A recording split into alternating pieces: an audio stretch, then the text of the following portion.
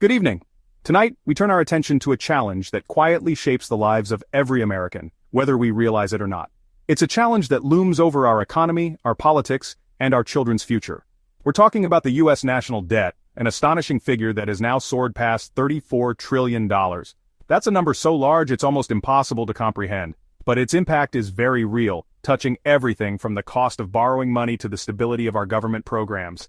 To put this in perspective, imagine spending $1 million every single day, not just for a few years or even a few centuries, but for 93,000 years straight. Thank you, Mr. Chairman. Mr. Director, welcome. Mr. Director, what's the national debt right now? We project at the end of this year, it's going to be over $28.1 trillion. 28 trillion. What percentage of GDP is that? It's just under 100%. Could you speak into the mic and Yep, repeat that? it's just under 100% of GDP. Okay. And for this current fiscal year, will we have spending deficits? Yes, sir. We're looking at about a $2 trillion deficit this year. That's the scale of debt we're facing, a mountain of obligations that keeps growing year after year. This isn't just a distant, abstract problem for politicians to debate. It's a looming threat to our economy, one that could affect jobs, interest rates, and the value of the dollar. When debt grows faster than the economy, it can crowd out investment, slow growth, and make it harder for families and businesses to get ahead. Recently, the urgency of this crisis was laid bare in a Senate Budget Committee hearing. Lawmakers from both parties gathered to confront the numbers and ask tough questions about our nation's financial future. Senator John Kennedy, known for his direct style, pressed Philip Swagel, director of the Congressional Budget Office, for answers. The questions were pointed, the stakes high. The CBO, often called Congress's nonpartisan scorekeeper, revealed a harsh truth. America consistently spends far more than it collects in taxes. Year after year, the gap widens, and the debt grows. Our national debt is like a credit card with no limit, a balance that keeps rising. And that means that we've spent $2 trillion more than we took in, right? That's right. So we've had to borrow money. That's right. That's right. The debt is going up. And so that money that we borrowed increases the amount of national debt, doesn't it? That's right. And it means more interest payments, which then goes back and means more debt. So there's a negative cycle attached to it. Okay. And interest payments that are starting to eat up more and more of our budget. Just like with personal debt, the more we owe, the harder it becomes to pay for the things we need. This isn't a problem created by one party or one administration. For decades, both Republicans and Democrats have contributed to the debt, approving budgets that spend more than the government takes in. Each year's deficit adds to the total, compounding the crisis. The result is a debt that grows larger with every passing year, making the challenge even harder to solve. The numbers are staggering and the consequences are real. The recent hearing was a rare moment of clarity, a public reckoning with the numbers that will define our future. Americans across the country are starting to pay attention, realizing that this is an issue that affects us all. The question isn't whether we have a problem. The evidence is overwhelming. The real question is whether we have the courage and the will to face it, to make tough choices, and to secure a better future for the next generation. The clock is ticking, and the time to act is now. To truly grasp the danger we're facing, let's take a closer look at our debt-to-GDP ratio. This number isn't just an abstract statistic. It's a direct measure of how much our country owes compared to what we produce. When this ratio climbs, it signals that our debt is growing faster than our economy, and that's a warning sign for any nation. Right now, our national debt is nearly equal to the entire value of all the goods and services America produces in a single year. Imagine every business, every worker, every product and service combined.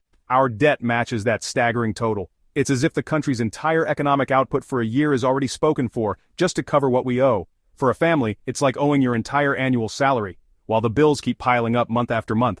No matter how hard you work, you're always behind, and the pressure never lets up.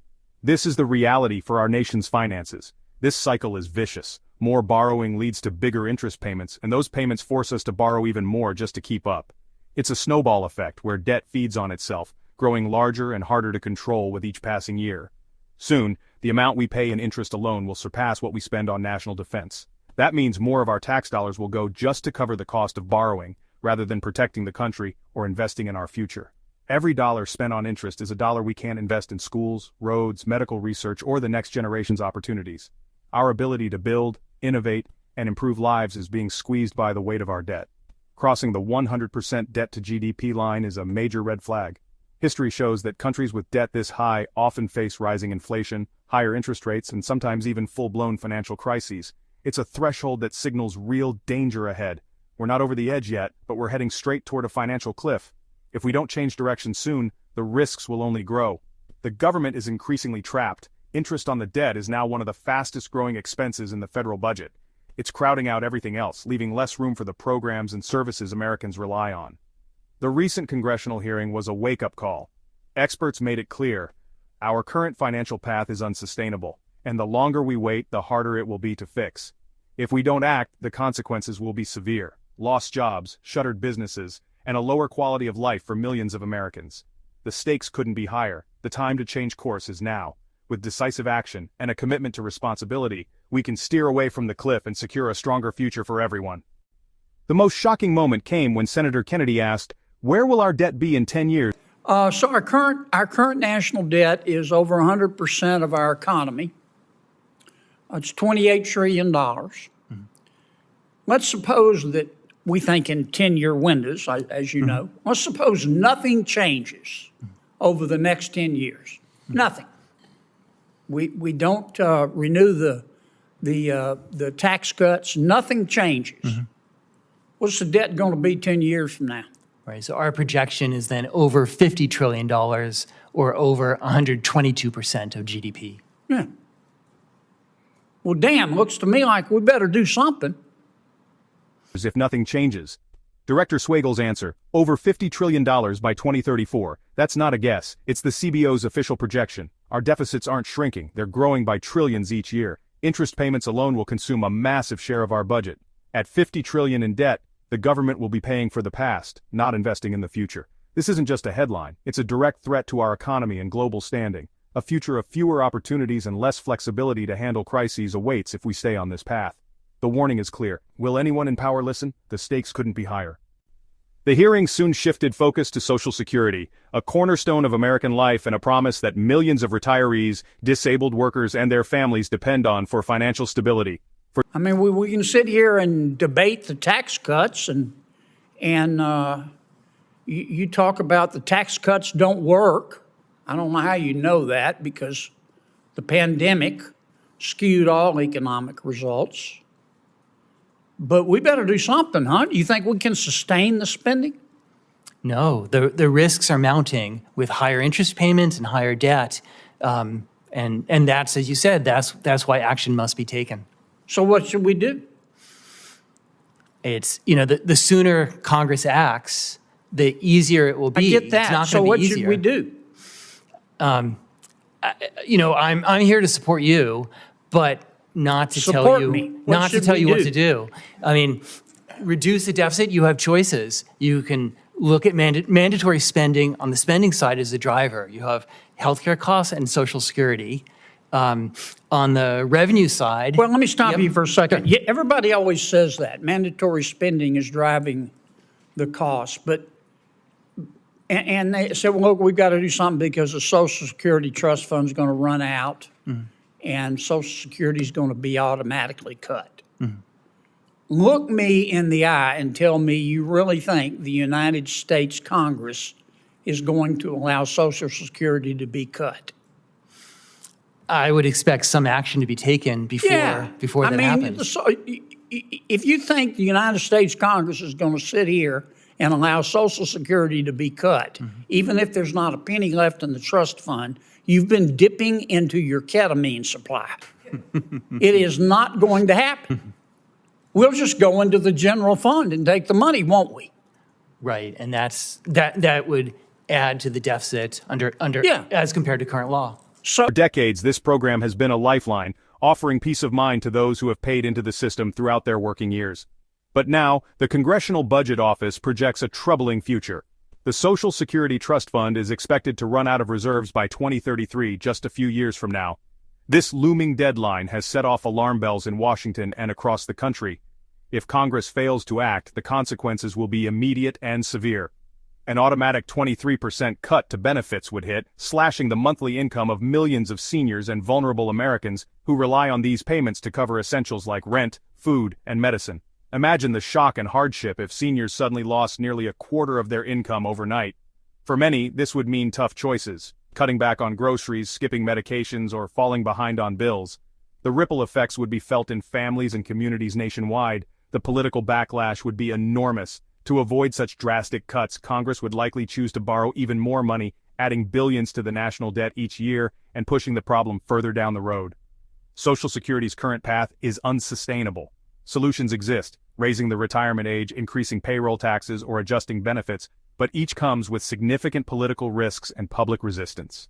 Lawmakers know these choices are unpopular, making real reform difficult. Instead of facing the issue head-on, leaders have repeatedly delayed action, allowing the problem to grow larger and more urgent with each passing year. The longer they wait, the harder the choices become. The very program designed to provide security in old age is now contributing to our mounting debt crisis, threatening the financial future of the nation. We are at a crossroads, forced to choose between breaking promises to today's seniors or saddling our children and grandchildren with an ever-growing mountain of debt. The stakes could not be higher for every generation. The clock is ticking. The time for responsible, bipartisan reform is running out. Only decisive action can preserve Social Security for future generations and restore faith in this vital American promise. Senator Kennedy suggested a simple fix: cut 1 penny from every federal dollar spent. So what? I get it. We make these distinctions between mandatory spending and discretionary spending, but it's really out of the same pot. That's right. There's just one general fund of the Treasury. Okay, so one option is to reduce our spending, correct? That's right. What if we cut our spending 1%? 1%. What if we turned to every single department head in the federal government and said, next year you're going to cut your spending 1%? Not 5%, not 4%, 1%. Something families who are living under Bidenomics, which is defined as paying more to live worse, something families have to do every day. What would be the impact of a 1% cut by every budget officer? Yeah. So outlays next year are going to be just under $7 trillion. So 1% of that is $70 billion. What if we did 2%? What would be the impact? Yep, there'd be $140 billion. And that's the challenge, is that the deficit is so large that, that what you're saying, makes a difference, but is pretty modest relative to the size of the challenge. What do you think we would have to cut spending to get in control of our debt? Yeah. So if you just wanted to stabilize the debt, make it so that the debt's at 100%, Yes. It goes up not by too much, Yeah. You'd have to cut and do it on the spending side. You're talking about $5 trillion over 10 years. What percentage is that? Right. So that's, over 10 years. So spending, spending is $7 trillion, multiply that by 10, so it's about $70 trillion, a bit more. Give me a percentage. American Yeah, people think in terms of percentage. No, that's right. So say you're talking about a roughly 7 to 8% reduction in spending. Overall, just to stabilize the debt. We'd still have a high debt. And then we could try to grow out of it. Director Swagel agreed it would save money, but not nearly enough. Even a 1% cut wouldn't stop the debt from growing. The problem is too big for easy solutions. Mandatory spending on Social Security, Medicare, and interest keeps rising, outpacing any small cuts elsewhere. Real change would require much deeper cuts or significant tax increases. The math is unforgiving. There are no painless answers left. The longer we wait, the harder the choices become. The hearing shattered the myth of an easy fix. We can't trim our way out of a multi-trillion-dollar hole. Major changes are needed, now. Delay only makes the pain worse. If we ignore these warnings, the next generation will inherit a poorer, less secure America. A $50 trillion debt means fewer opportunities and higher taxes. Not for new investments, but just to pay interest. Our economic strength and global influence will erode. Borrowing from rivals weakens our independence and security. This is about fairness. Is it right to hand our children the bill for today's spending? The American dream is at risk. Crushing debt could reverse it for the first time. We're setting up our children to manage decline, not pursue prosperity. This isn't just politics, it's a moral call to action. The numbers are clear, and the consequences of inaction are dire. We must demand real solutions from our leaders. The future depends on what we do next.